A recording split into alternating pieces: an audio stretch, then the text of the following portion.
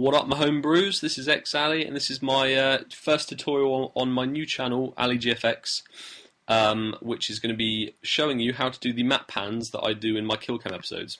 So hopefully you can make them yourself. So here is an example, Ali's Killcam to the week 20. So we've got the blurred background, which is, I've never actually done that before, but this is the first time.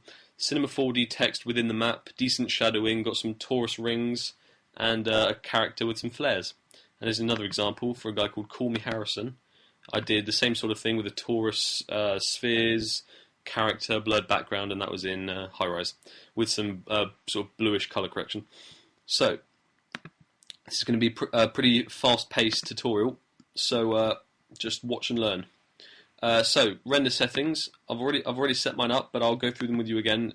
On output, hit this arrow here, scroll down, film and video, and then hit HDTV 720/25.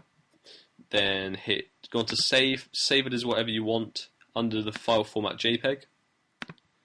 Anti-aliasing, put it on best, and that's all you need to do. Then what you do is you press this button here and load a background, and then you come down to the materials section, double click, and then double click on the sphere. Click color, texture, load image, and then this is where you load an image of a part of the map within a Call of Duty map that you want to put some text into. So this is the high-rise map that I used for Harrison's text.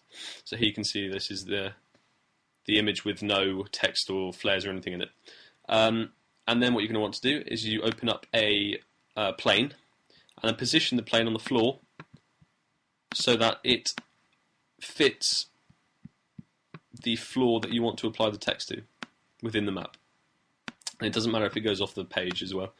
So I usually position it like that.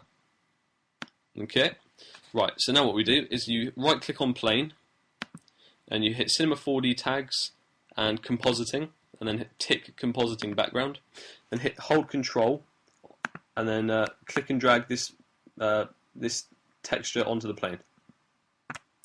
So now when you render it, the plane's invisible because it's integrated into the map. Now what you do is, you click MoGraph, text object, and then you drag some text onto the plane where you want it. So I'll put it at a bit of an angle. Make sure that the text is just above the plane, so that you can get some shadowing under it. And I'll have it like that. And then to make it a bit more visually appealing, we'll change that to this to M Fox. No guessing who that is. Scroll. Okay, drag that down. Okay, we'll pick a font. I'll use BBass for this. It's quite a reliable font, but you guys can obviously use whatever you want. There it is. Right. So, okay. Now what you're going to want to do is apply a light. So you click this button here and hit light, and then drag it up to the sky. But make sure that the light is in front of the text when you drag it up, so that the text stays light. There you go. And then what you do is you right click on the light. No, you don't. No, you come down to shadow, and then you hit shadow soft maps, and then hit render, and you'll see that there's a slight shadow underneath. So what you can either do is you can either increase the density of the shadowing, so it comes out darker like that, or you can obviously drag the light closer. So I'll just do that for now. So you can see the text looks like it's in the map. It looks like it's in the map, which is, yeah, that's looking good. So now what you do is you apply material to the text. So we'll just put an orangey. Make sure you tick reflection, and then put it on about 20%, and drag it onto the text. So now when you render it, it looks like it's in the map. And so then what you can do is you can hit Command C, Command V. Not sure what that is on Windows. I think that's Control C, Control V. But if someone could correct me in the comments, then that would be lovely.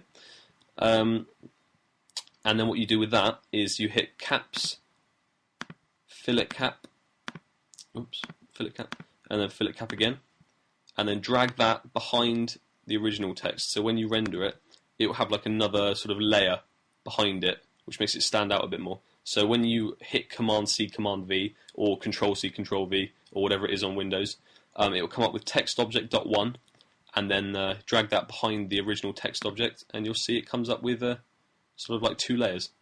And so that's the text in the map. That's pretty much all you need to do for this bit. And then to make it nicer, you can hit Effect, and then apply Ambient Occlusion, Global Illumination, and Depth of Field. But I won't do that now because it will take too much time.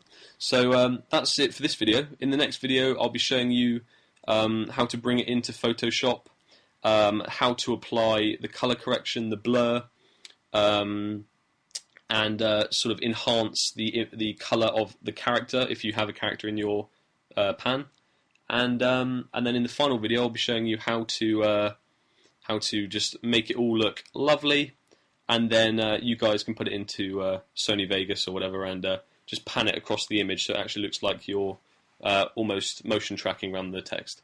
So thanks for watching, and see you in the next video.